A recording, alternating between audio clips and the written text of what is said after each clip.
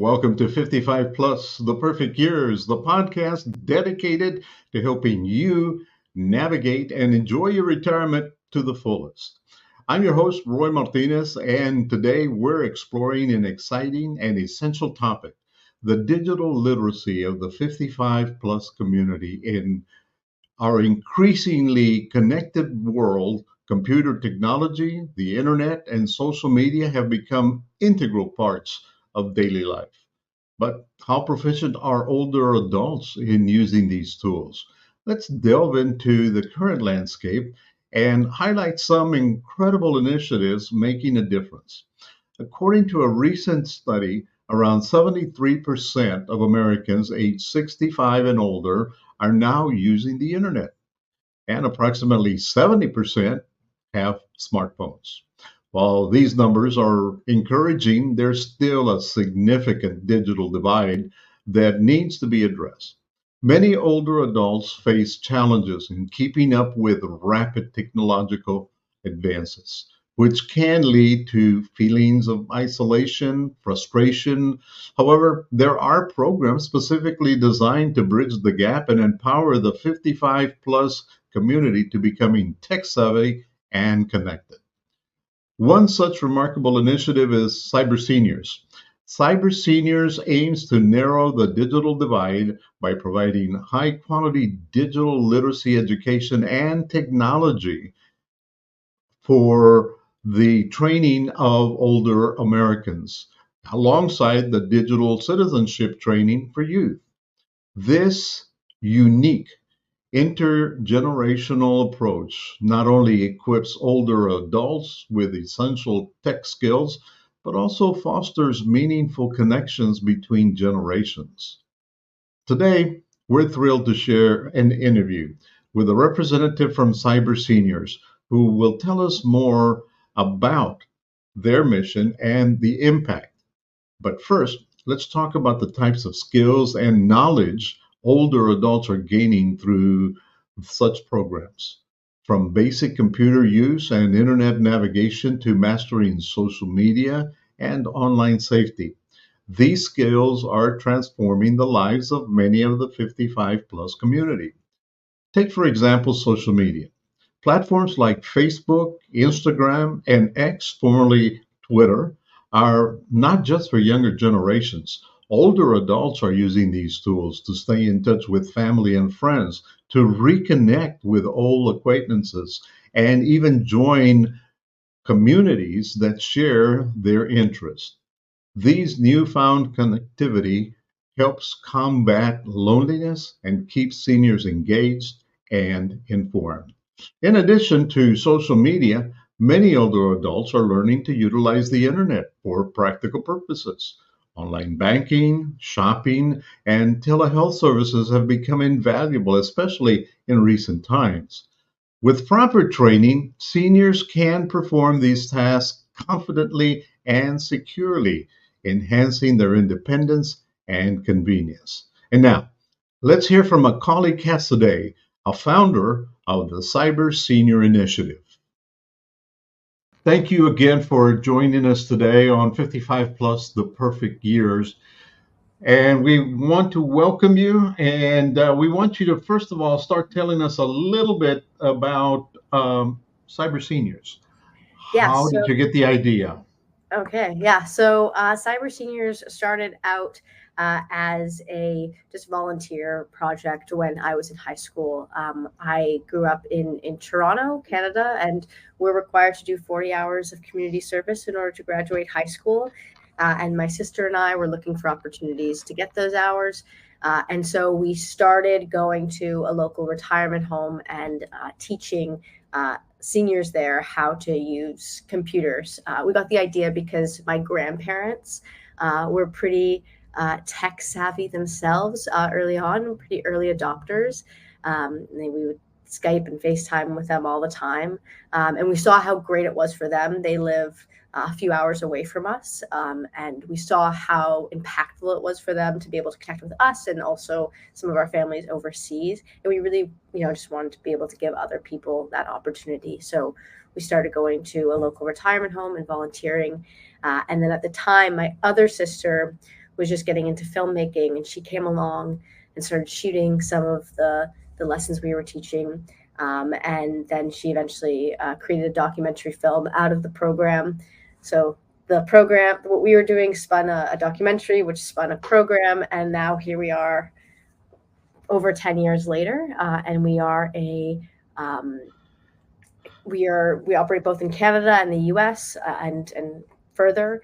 And yeah, we connect young people with older adults to give young people opportunities to gain communication skills and workplace skills and get volunteer hours, and then provide older adults with access to free and effective technology training.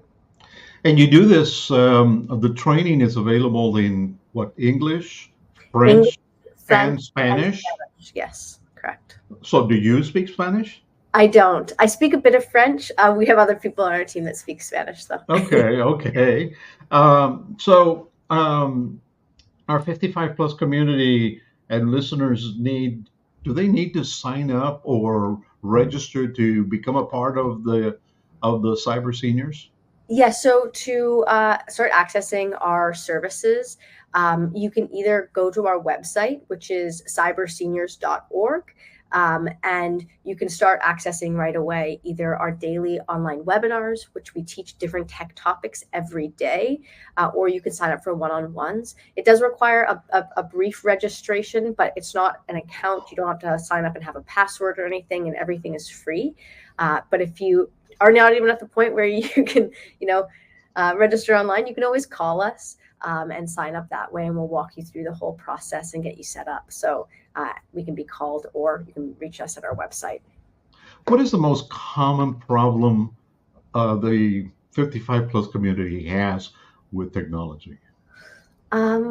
I think there's a handful, but I'll go kind of broad. I think one issue that I see crop up, especially, maybe not for people closer to that 55 age range who might have had more, technology in their working life, but definitely in, the older end, where folks who may have retired before they really had to use a lot of this technology, is hesitancy and fear. I think, one of the biggest barriers we see is just not wanting to try new things online, because obviously there's a lot of really frightening things we hear about the internet and cybersecurity risks. So I think it's just getting started, but I think obviously that leads to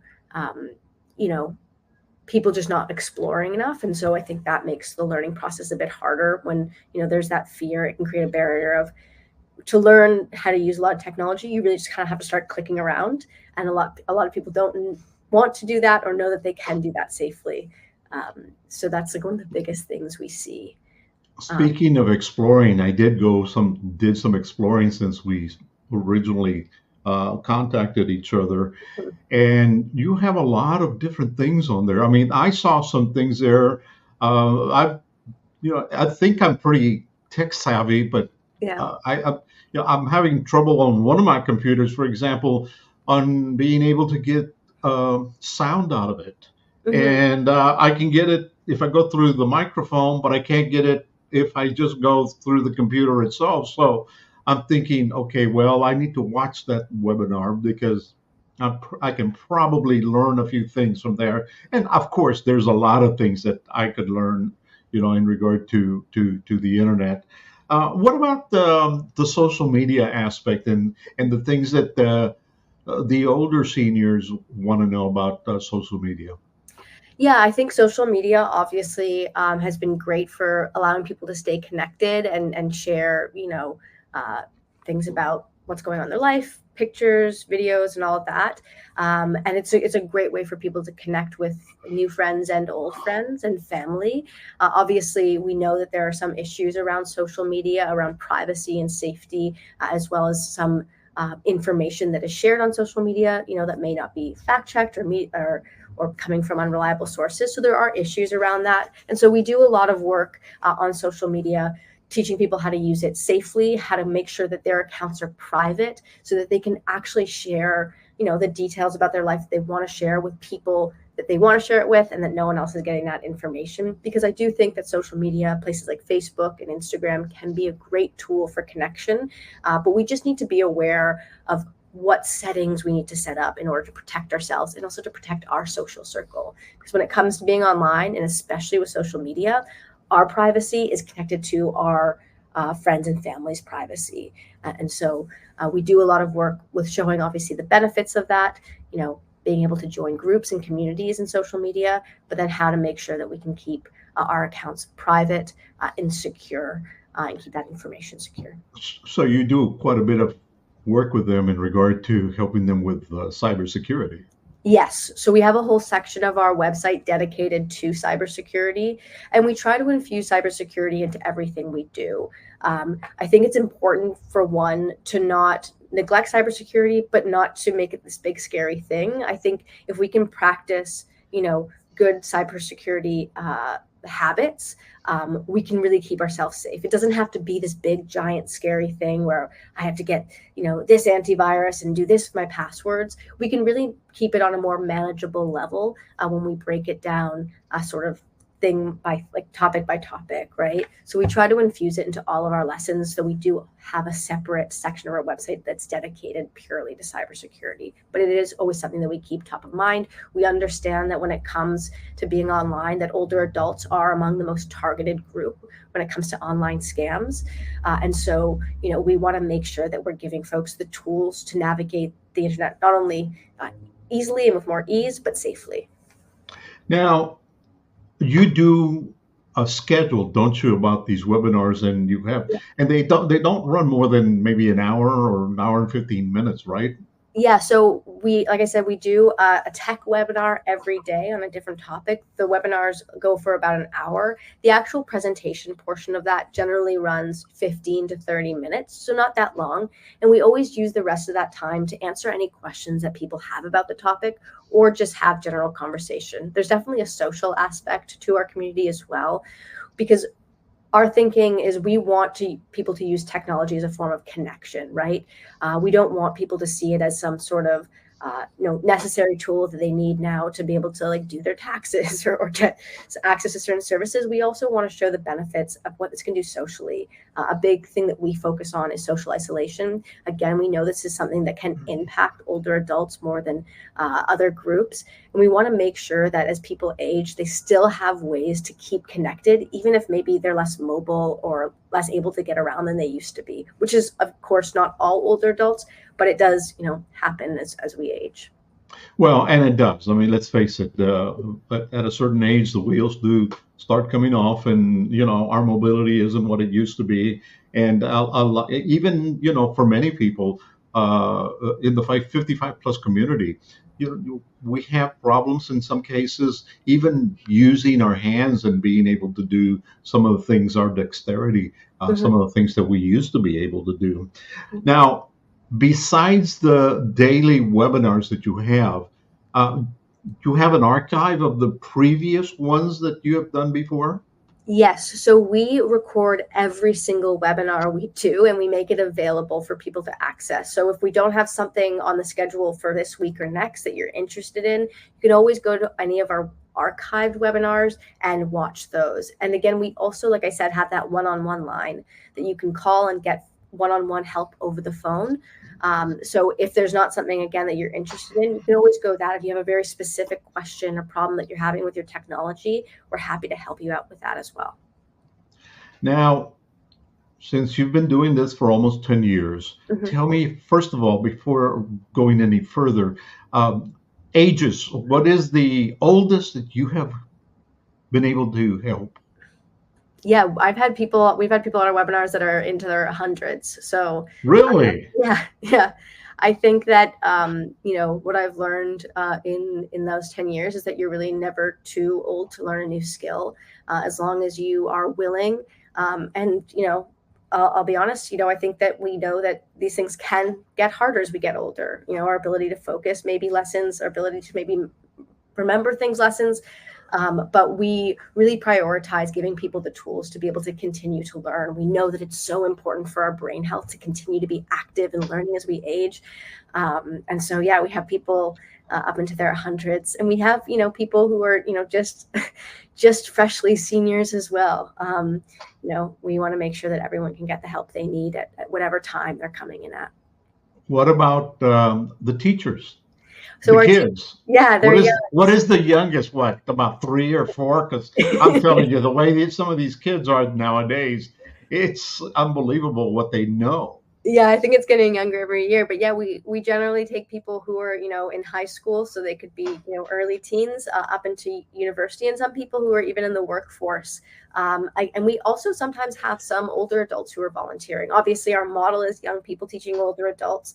But in any case, we don't discriminate in that way. If you're, someone who's not a teenager still, but you still want to volunteer, we're happy to have you help us out. And even if you're not someone who's an older adult, but maybe you still need help with technology, we won't deny you if you want to access our services. Okay, so tell me a little bit more about the documentary.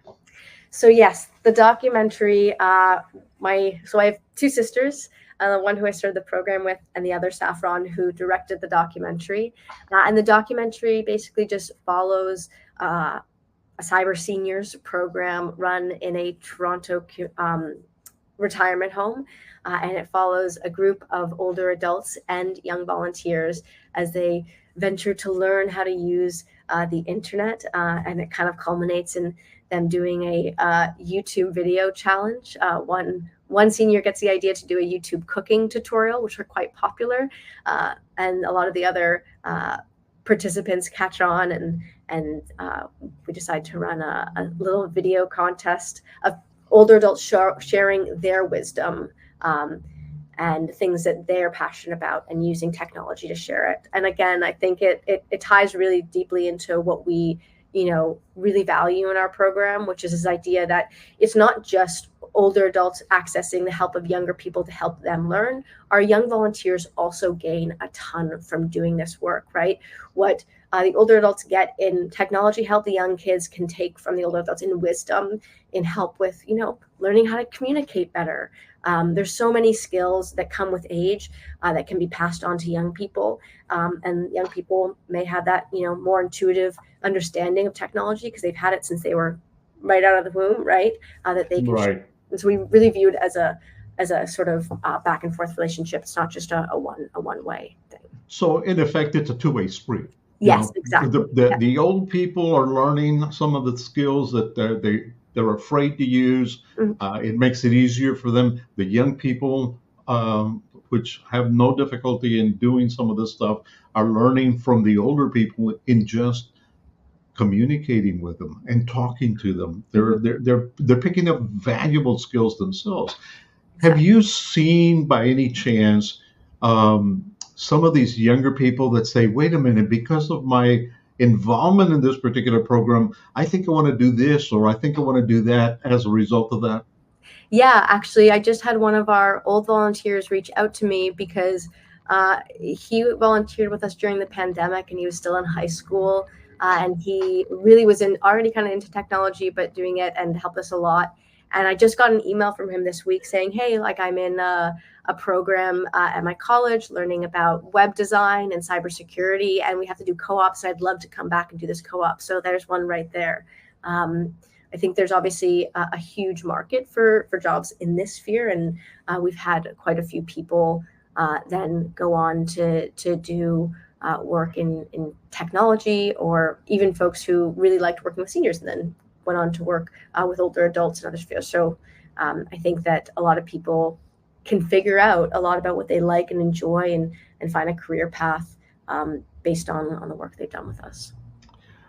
Going back a little bit in regard to the documentary, is it available?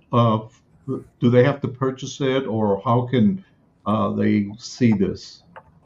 I believe the documentary, it depends where you are, but I know for certain that it is available for rent on most streaming services, so YouTube, Google Play, and Apple TV. Depending on your region, it might be available on other platforms as well. Like I think Tubi might be one of them. I'm not fully aware because obviously the distribution is different from country to country.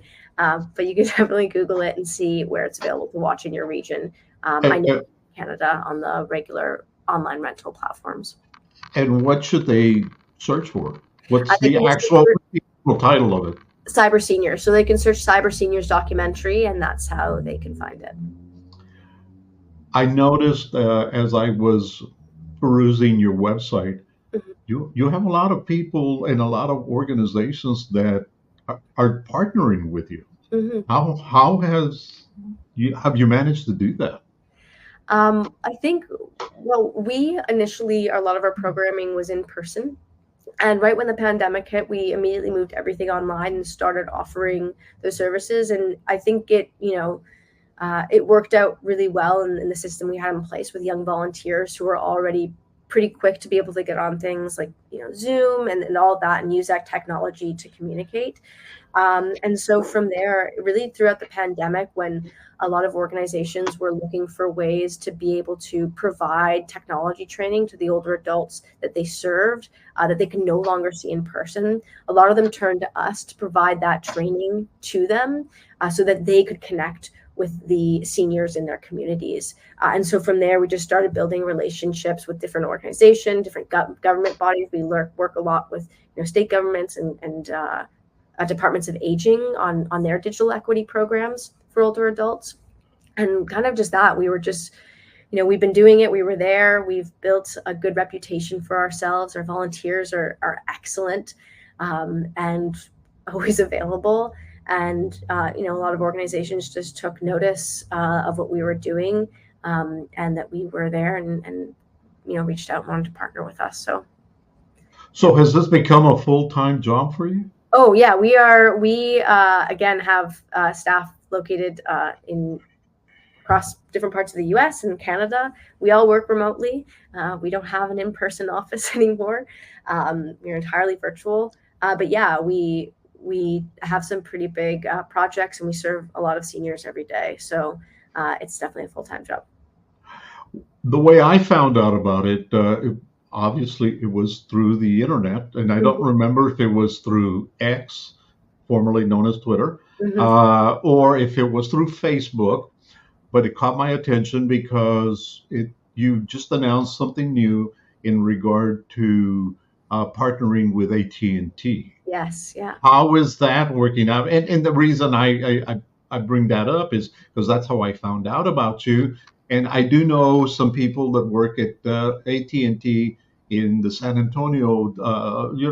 They're higher ups with Mhm. AT&T in the San Antonio area. And I said, wow, I've got to get a hold of somebody at AT&T. But then I started doing a little bit of research, and that's how I finally ended up finding you. Mhm. And or no, Charlene, I think, is the one that I found first, Yeah. and then she led me to you. So, but once again, tell us how to reach you and where to reach you and what we can do to promote your program. Yeah, so anyone can again reach us by going to our website, which is cyberseniors.org, or they can always call us. We have a toll-free phone number. It's 1-844-217-3057. Or they can email us at info@cyberseniors.org. And again, all of our services are free for older adults. And really, a big way that we rely on getting the word out is just word of mouth. It's folks telling others about us, telling young people about the volunteer opportunity. Again, because we are virtual, we are able to take on volunteers from anywhere in Canada and the US. So, maybe kids living in more rural areas that may not have a lot of in-person volunteer opportunities, but want to take on volunteer opportunities.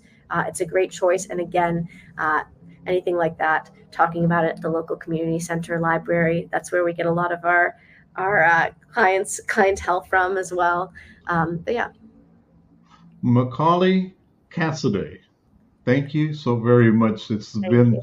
a very interesting visit today, and we hope that a lot of our viewers and listeners to 55 Plus The Perfect Years get an opportunity to go to Cyber Seniors. And it's incredible to see how Cyber Seniors is empowering older adults to embrace technology and improve the digital literacy.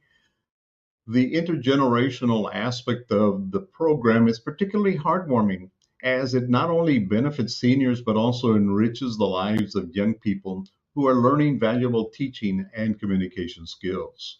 As we've learned today, digital literacy is more than just a skill, it's a lifeline. By becoming proficient in using computer technology, the internet, and social media, older adults can stay connected, informed, and engaged in our digital world. Programs like CyberSeniors play a crucial role in making this a reality, bridging the gap and fostering a sense of community and belonging. If you or someone you know is looking to improve their digital skills, we encourage you to seek out resources and programs like Cyber Seniors. Remember, it's never too late to learn and embrace the digital age. Thank you for joining us on this episode of 55 Plus, The Perfect Years. Stay tuned for more insights and stories to help you make the most of your golden years. Until next time, keep exploring, learning, and living life to the fullest. And as we like to say, getting old is a privilege many do not get to enjoy, and it is better than the alternative. Until next time, we thank you for supporting and spreading the word about 55 plus, the perfect years. Until next time.